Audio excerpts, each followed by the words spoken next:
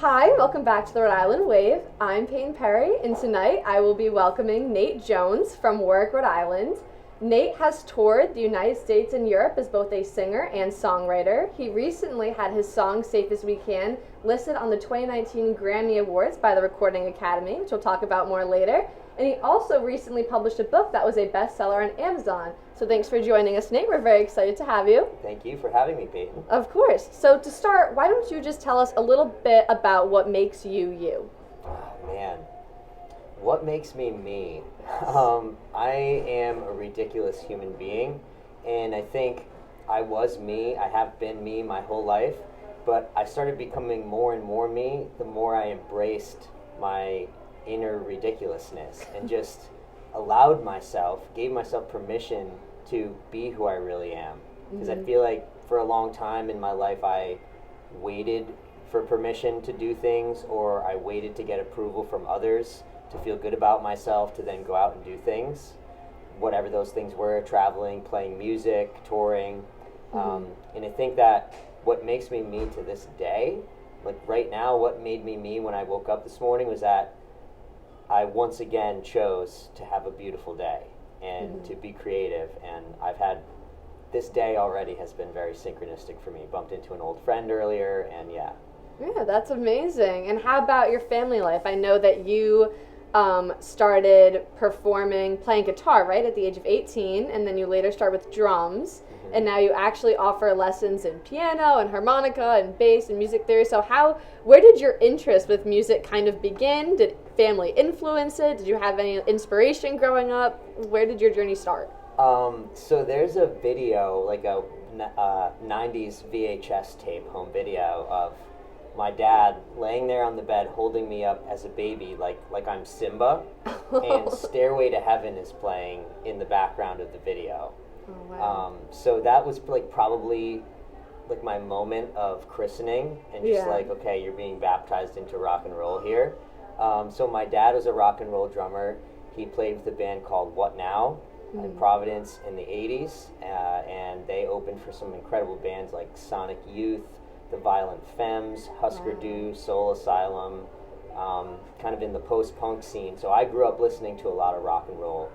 But when I was younger, I never really had that drive and that passion. I couldn't really figure out what it was I wanted to do. So I was taking piano lessons as a little kid, but hated practicing. Would always just sit down and come up with my own ideas. And when I was in college, the girl I was dating at the time played guitar. And I kind of started getting back into it a little bit, and I decided to pick up my old childhood electric guitar.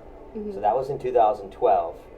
And then I bought my first guitar, which is out in the car right now. Oh, wow. I have since played over 750 shows with that guitar. That's incredible. Yeah. Oh my gosh. So the lessons I didn't think I was qualified to teach lessons for a really long time. But once I started performing and playing shows, I was kind of like, okay, this is something I'm good at. It's not just what I believe. Other people are giving me feedback on that and saying, you know, you should teach. So I did start teaching slowly but surely. I worked with my friend's little brother.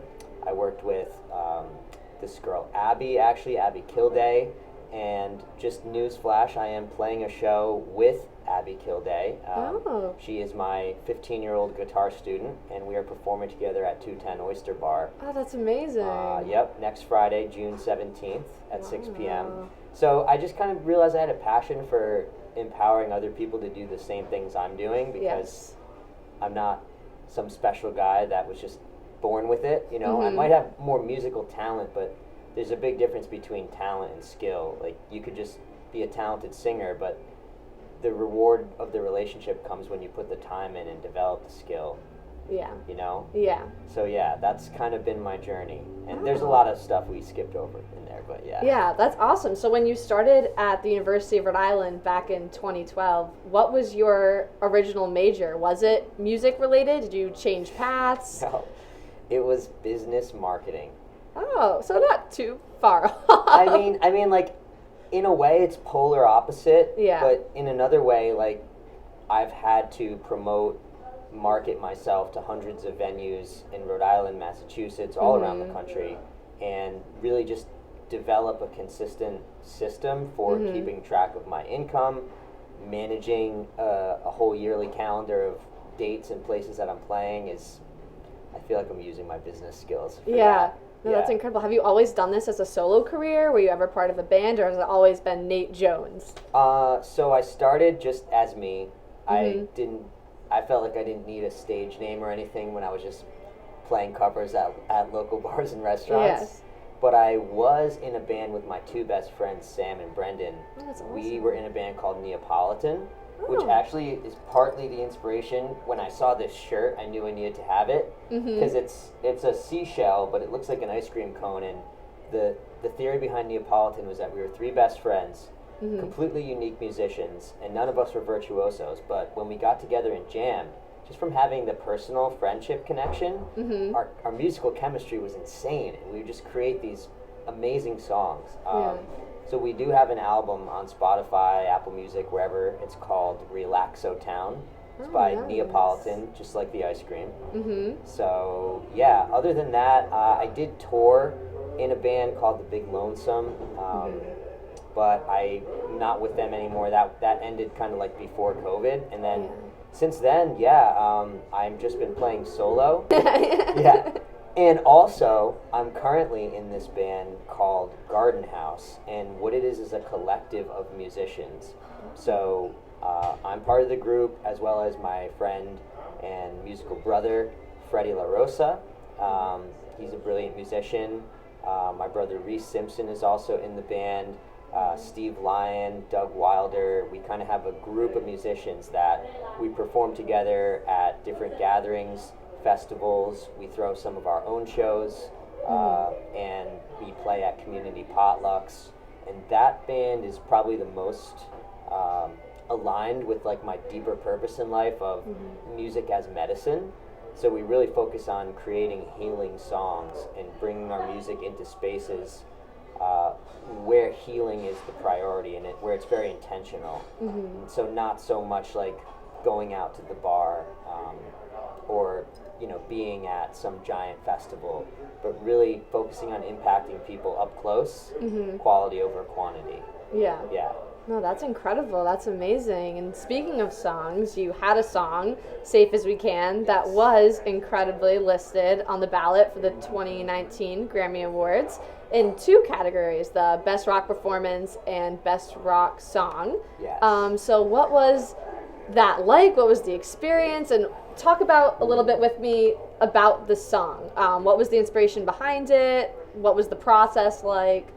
All the details. So this is like just one of those fairy tale moments of my life where when I was in college, I had a guitar that I was trying to put in a specific tuning, and I messed up, and I had one of the strings on the wrong note. So I was trying to play this chord progression that I had in my head, and I couldn't figure out why it sounded weird or different, but I ended up really liking it. And that's actually the intro riff that you hear on Safe As We Can. So the whole song came about by an accident of guitar tunings. And the lyrics are kind of about a situation that I was in, trying to figure out what I wanted out of relationship, what I wanted from myself, why did I feel like I was always playing it safe and choosing the option that would protect me from getting hurt the most. And it kind of just, over time, when you write a song, you might not know exactly what it means at the time, and the lyrics might feel ambiguous to you, but the events that take place in your life afterwards can almost inform you to look back on the past and go, oh, that's what that line meant. And like, it was prophetic, but I wasn't trying to do it, and I didn't even know. So that song ended up becoming my anthem for going for it with whatever I was going to do in life. And in 2019, I performed with Neapolitan at a Battle of the Bands for I think it was Rhode Island College Rock Hunt. And my mom invited her elementary school classmate, this gentleman, Al Gomes. He runs Big Noise music promotion firm out of Providence. Oh, wow. They've worked with members of the Beatles, they worked with the Beach Boys, Wow. and so I was kind of like really keen to talk to this guy. Yeah. And he said, hey, I really like your band, but I also really like what you're doing as a solo artist. Do you have any original songs? Because I work primarily with solo artists. Mm-hmm. And I said, well, I got this one song I kind of wrote in college. So sure enough, he hooked me up with a studio. I worked for about a month getting that song to as close as my inner vision. Yeah. You're never going to record a song that sounds exactly the way it does in your head. But I think practicing getting it close to that is really fun. Mm-hmm. So that's what we did. And because his organization, Big Noise, is a member of the Recording Academy, they're a voting member, you have to be invited by another member of the Academy to join. And only members can vote. So it's kind of like a who's who. People that are voting are pretty well connected, pretty steeped in music. So you can really trust the quality of what they're choosing. Yeah. So to be chosen out of, I think there were 33,000 songs that were submitted in 2019. That's incredible. Yeah, so I'll never forget getting the phone call that like, yeah, you're in. I was like, I remember scrambling, writing down the names of artists I was on the ballot with. Paul McCartney, which blew my mind. Jack White, Smashing Pumpkins, Blink-182, Greta Van Fleet, the Black Keys. So I was just like, it was this huge moment of, oh man, is my life about to radically change? And I didn't know what was going to happen. I was just feeling so blessed and so grateful, like to get that level of recognition. Yeah, that's amazing. Yeah, it felt really validating. Like, okay, all the people who ever told me I couldn't. I actually, in that moment, I realized that like I was no longer carrying that need to prove myself to anybody, and it was just this moment of realization that I really could do anything that I set my mind to, and I no longer felt like just some guy trying to make it. I felt like someone had recognized the depth of intentionality and emotionality that I was putting into my music. Yeah. So I actually felt like I deserved it, and that was like really freeing for me to just like let go of a lot of the judgment that we all carry towards ourselves, right? Like I was kind of like, okay, I don't know what else to say. It was incredible, and it still is. Yeah, that must be amazing after all the hard work you put in as an artist, and I can imagine all the challenges you must have faced over the years pursuing your dreams. So I can only imagine that must have been like such an incredible, and you'll never forget that moment. So that's amazing. No. So speaking of hard work, you recently also published a book on permission to create, embrace your art, and unleash your true potential. Do you want to talk to us a little bit about what your book is about? I know it was a bestseller on Amazon, so tell us a little bit about that. Okay, so here she is, my baby. So this is Permission to Create, and what it actually is a book of songs. Nice.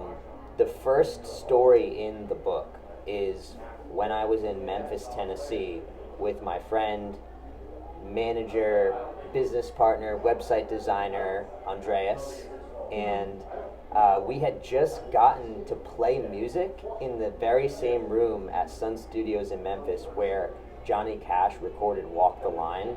Elvis recorded there. So it was one of the first legit recording studios. And I'm standing there, gold records on the wall, and I was just like beside myself with how cool this was to really be in that space and feel the energy of the room and see myself. I'm playing a piano that as I'm looking up at the wall, there's a picture of Elvis playing that same piano, and I'm like, whoa, like Elvis touched this piano and now I'm touching it. That is cool. So we were driving to our next stop on the tour, and I remember we had like dry erase markers, and I was writing on the window of the rental car like we were like brainstorming some startup in a movie or something, and he said, there's got to be a way for you to tell this story and other stories like your Grammy story in some kind of musical, you know, way. Some kind of musical storytelling way. And I always loved opening albums and seeing the notes inside that the artists were trying to talk about. Mm-hmm. So I thought to myself, well, I've been wanting to do a book of lyrics, so why don't I do a book of lyrics, but also have each chapter be like the story of how the song came to be, or reflections on the experiences surrounding the song. Yeah. So that's what this is. Each chapter of Permission to Create is a song, and I've organized the songs for the most part in chronological order of when I wrote them. Mm-hmm. So all the way from 2012, the first song I ever wrote, to now. And it doesn't have every song I've ever written, but just the ones I thought were the best or had the most interesting stories around them. Yeah. So it's kind of like an album in a book, or a book with music. Yeah, that's incredible. And I'm looking at the cover of it. Is that because you started with the guitar? So it's like a guitar and then you have roots going into the dirt? Is that like your roots, or what was the message behind the cover? It's really neat. I like the colors. It's very bright. Thank you. One day I was journaling. One of my non-negotiables for self-care practice is every morning when I get up, I drink some water, but then I write in my journal 2 to 3 pages. I don't check my phone at all. I don't go out. This is what I do. And one morning when it was coming time to pick a book cover design and figure out what am I going to represent this with, I just started drawing in my journal. And I don't, see, now I'm going to get in trouble if I say I'm not an artist, because my whole message is that everyone's an artist, but I am not a regularly practicing visual artist. So I just drew up this little crude drawing, and what I knew was that I wanted the imagery of the guitar to be growing out of the ground. So the guitar is growing out of the ground in the same way that a tree grows out of the ground, and we use the tree to make the guitar. But the strings, you can't really see too well right now. The strings are going down under the ground and turning into roots. And those roots are forming a brain, symbolizing the mind of nature, the very nature that we are a part of. That's really cool. Yeah, I can see that now. I'm on a little bit of a side angle, but that is super neat. So there's a couple other components. There's the peace sign in the middle of the guitar to symbolize the mindfulness and peace journey that I've been on. And the whole idea behind the idea of the mountains and the clouds and sun, and what you see here are some cactuses and some mushrooms.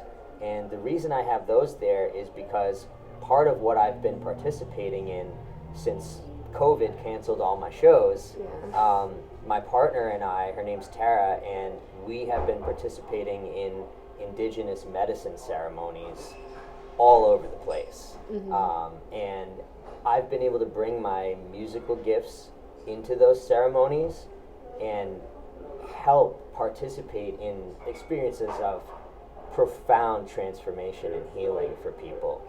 So half of the stories in the book are kind of like, I don't know how to, maybe like psychedelic tales of experiences that I've had that defied what I thought was possible, or watching other people heal like before my very eyes. And so the whole imagery is about reconnecting us to our purpose. Like, we're so separated from nature, and like, for example, even with the whole COVID epidemic and what's been going on, we view this pathogen, this virus, which is a part of the very nature that we are, and we say we're going to isolate this thing and exterminate it. We're going to find the one thing and then get rid of the one thing that's the problem, rather than taking a holistic view. And I think that's what we do in society in general. So I'm hoping to inspire people to go outside, maybe take a lesson from a tree or a river or a waterfall, rather than always thinking you got to read that next book to figure out your life. Most of the answers are in here. If you would just give yourself the space and time and most importantly, the permission, right? Yeah. To just Exactly. to see what comes up for you. Yeah, I think that's awesome. And like switching your mindset, especially, I feel like everything in life right now, it's getting faster and faster, the pace of everything, and people forget to just relax, take a deep breath. I know, especially me starting at Fairfield, when everything was getting chaotic, I had to remember, like, go on a walk, look at the sky, and take it all in and reset your mind. Right. So that is great. And it's amazing how healing, how much better you feel after you just take a walk and look at the sky, right? Oh, it's amazing. Yeah, no, it can definitely do a lot. So I think that's great. Yeah. So now I see you brought a lot of cool instruments with you today. Do you want to maybe give us a little lesson, talk about some of the instruments you brought? I would love to. I'm excited. Let's start with what's down here off camera. Yeah, that's beautiful. So, I don't know, is that a good view there for everybody? That's good. So this is a drum. It is called a buffalo drum. It's typically made from buffalo skin. I'm actually not sure what this one is made from. And it was tough for me because I'm vegan. I believe in not harming animals if we don't have to.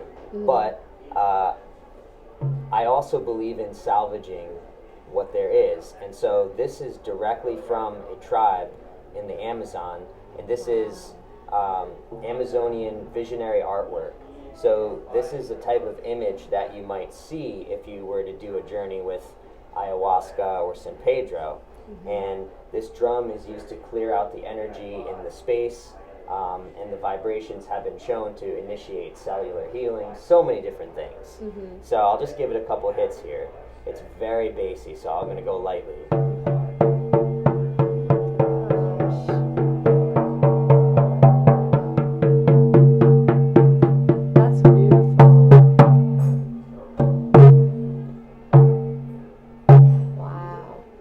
That's beautiful. Have you ever used that for a song or anything, or is it just more for fun? I actually just got this one a bit more recently. Oh, wow. I was in Hawaii at an event called Bless Fest. Oh, nice. Yeah, so this one is newly acquired, but it's gonna get broken out pretty soon. Yeah, because that's beautiful. Oh Thank my you. gosh. Yeah, would you like to hold it? Oh, sure. I'd love to hold it. You can grab it by the back. If you look in the back, there's that center where it's soft. And so that's where you hold it, and then you just... Yeah. Don't be afraid to smack it. It's a drum, so it's...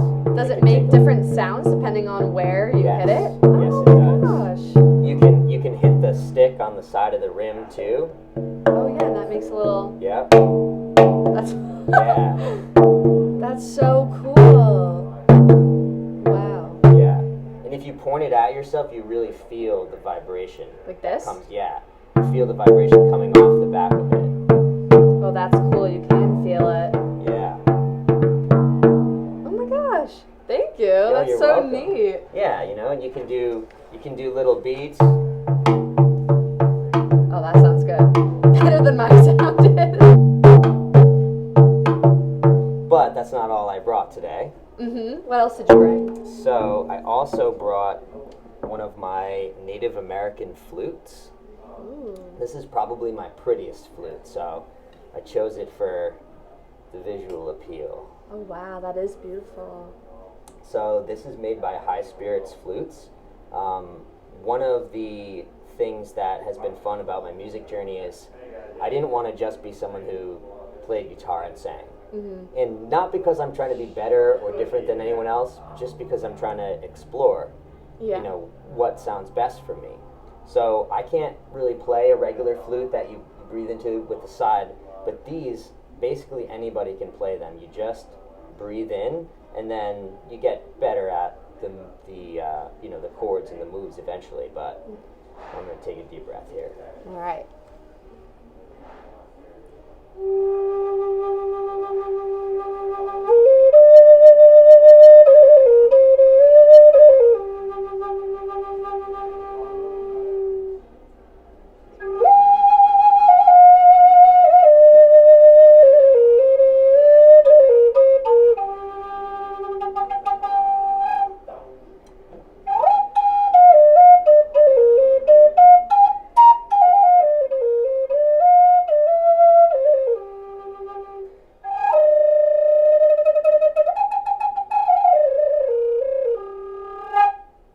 was wonderful. Oh my gosh. Yeah. I really love this thing. Yeah, that sounded so beautiful. Yeah. Would you like to hold it? Oh, sure. Oh, it's light. It's lighter than I would expect. Yeah, it's made out of walnut. Oh, really? Walnut? Walnut, yep. Wow. Yeah, walnut is it's got a very pure tone to it. It's a nice resonant wood. Yeah, it's nice and light. Is this an eagle head? Yes, that is their Golden Eagle series. Oh, neat. This is the most cool flute I've ever seen. I played the recorder in elementary school, and it was like this little plastic thing. Yeah. Everyone did. It was nothing special. I had to, but oh, this is beautiful. Yeah, thank you. I agree. Yeah. I'll just put this here. And let's see, what else did I bring today? I brought this, which is my hand pin. And this is, as we discussed right before the interview, it's kind of like a steel drum that you might see in the Caribbean. Each one of these little bumps is hammered to a specific note. So you can play, I'm just going to tuck my necklaces away for a moment and maybe take these off. And you can play different scales. So this one's in the key of D.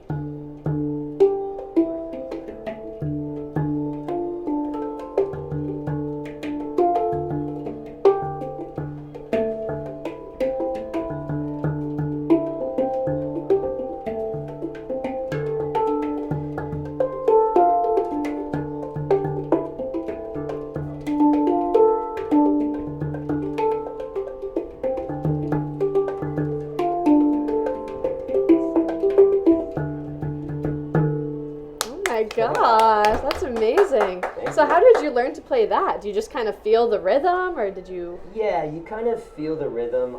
With these, I have been playing drums for almost a decade now. Yeah. So I have pretty good wrist control. It's really all in the wrist. Yeah. Whether it's guitar, drumming, it's less about like the elbows, more about how quick your wrists can be. It's a joint that you can move a lot faster. So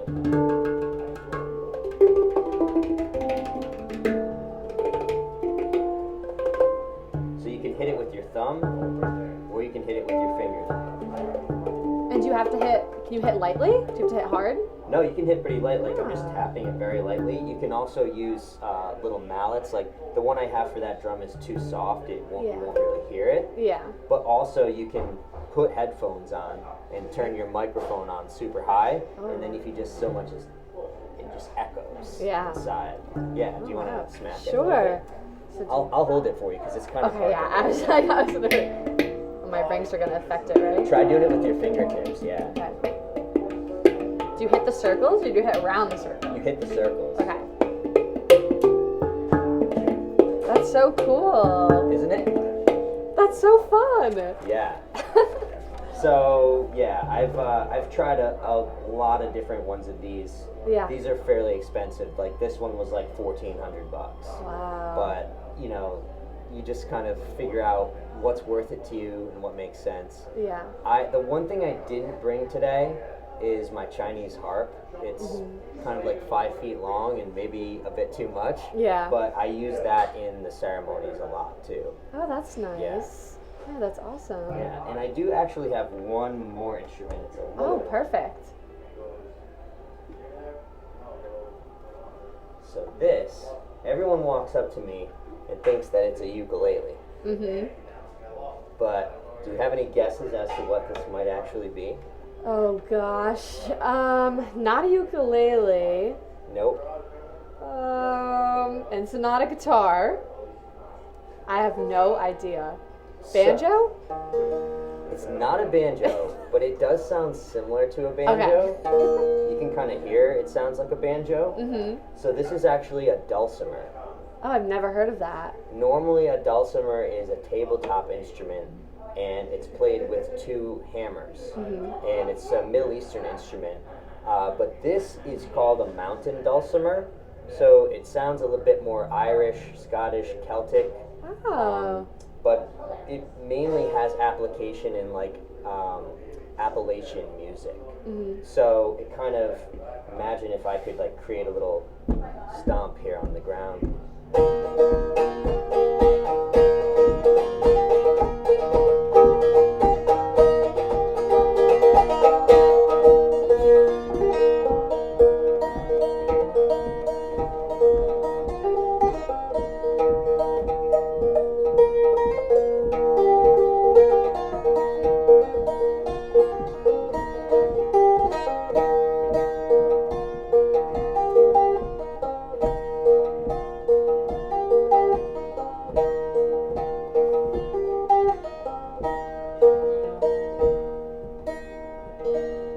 That was wonderful. That was good.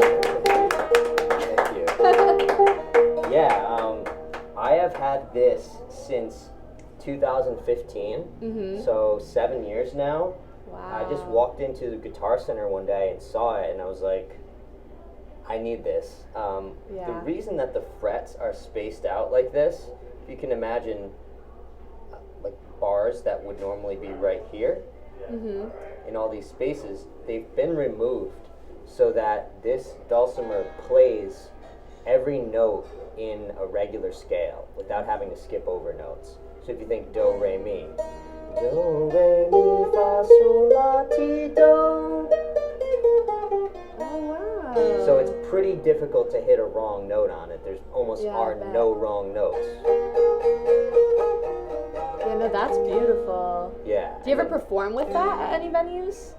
Sometimes. Sometimes. It doesn't plug in. It's not really amplifiable without a microphone, and that just creates feedback on the stage. Yeah. I might use it at the festival I'm playing this weekend. That would be nice. At a festival at Sacred Nectar Sanctuary in New Hampshire. So I may break this out.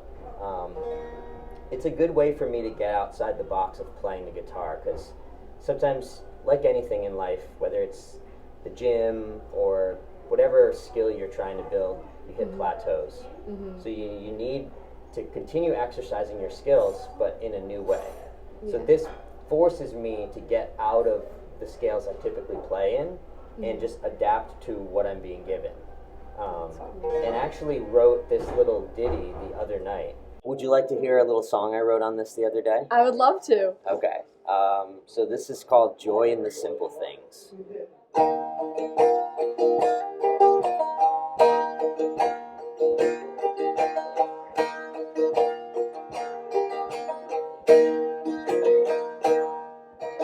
I am finding the joy in the simple things, and in the morning I listen to the birds sing. I watch them fly, and when they spread their wings, I know that I'm home.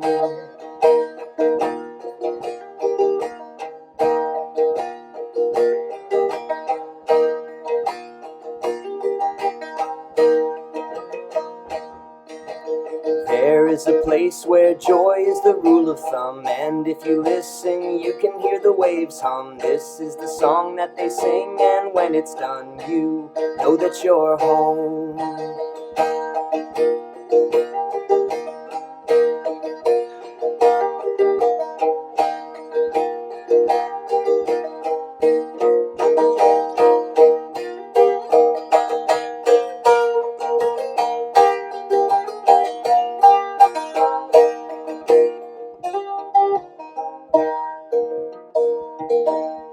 That was so amazing. Abbreviated version. That was awesome. When can I buy that on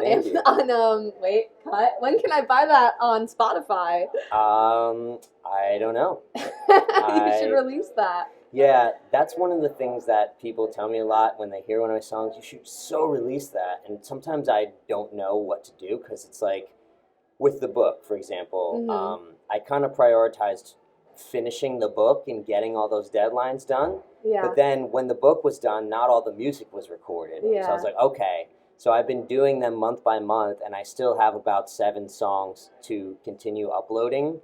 That's another thing I should say, is that on the back of Permission to Create, which you can order by contacting me directly or by going on Amazon,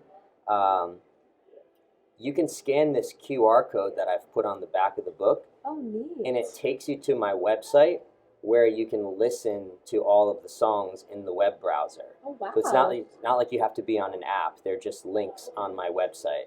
That's amazing. And that way you can listen along as you read the chapter. Oh, that's amazing. Or as you read the lyrics. I will definitely be doing that. That was beautiful. Awesome. Thank you. Thank you. So as we come to kind of the conclusion of our conversation here, I'd like to just ask, what advice would you give to a young or older artist looking to pursue music or anything else in life? It's a loaded question. It's a big one. It is. And I think there's a question underneath the question. Mm-hmm. And so we have to put ourselves in the position of this person who's looking for advice. And you said they're looking to pursue their art, right? Yes. So the real question is, what are they really, really looking for that they're choosing to pursue their art in hopes that they're going to find that thing that they're looking for?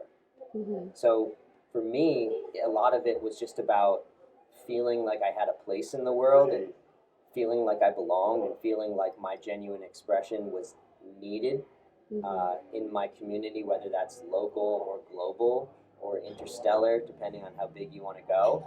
And when it comes to your dreams, no dream is too big, right? And, you know, somebody had a dream once upon a time, we're going to start a newspaper and call it the Rhode Island Wave. And because that person fulfilled their dream, now you get to do what you love. I get to do what I love. We have people editing this that get to do what they love. And so when you go for your dream, you have to realize it's not really about you.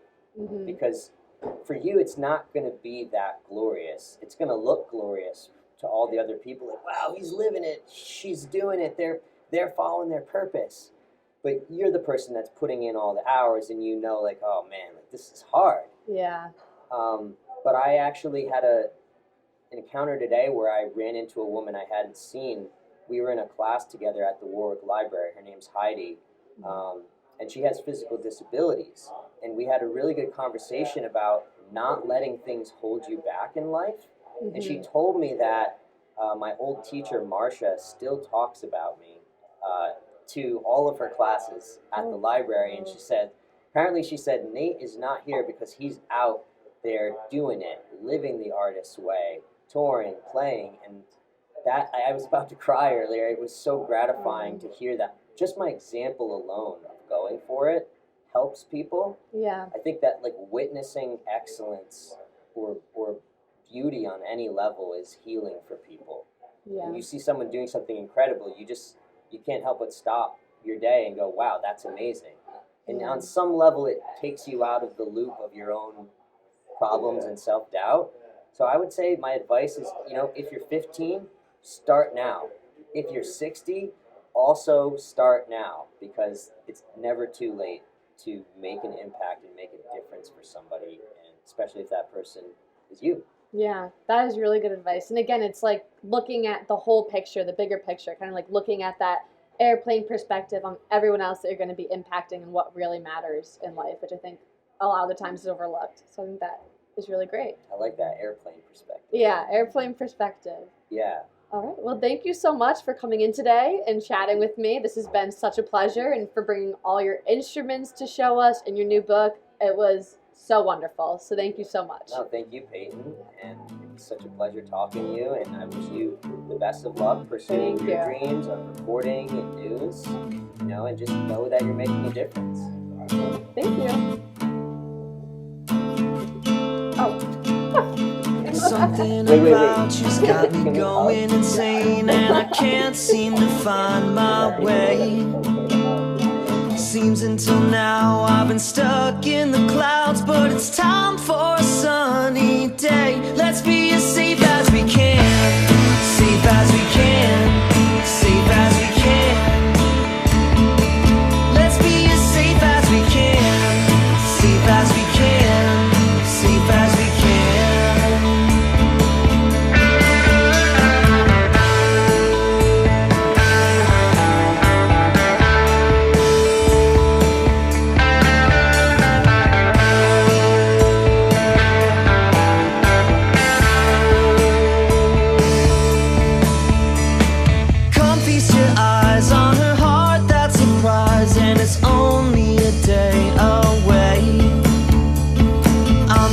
wise to your clever disguise. So I put our love on layaway, safe as we can, safe as we can, safe as we can.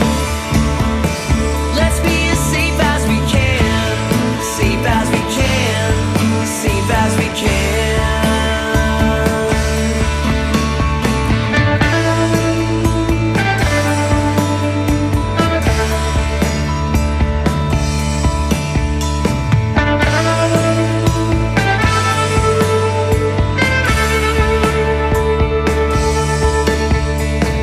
Walking on eggshells and talking with dead spells, feeling you slip away. Quietly moving, it seemed we were grooving. Now you have nothing to say. Let's be as safe as we can, safe as we can, safe as we can. Let's be as safe as we can, safe as we can, safe as we can.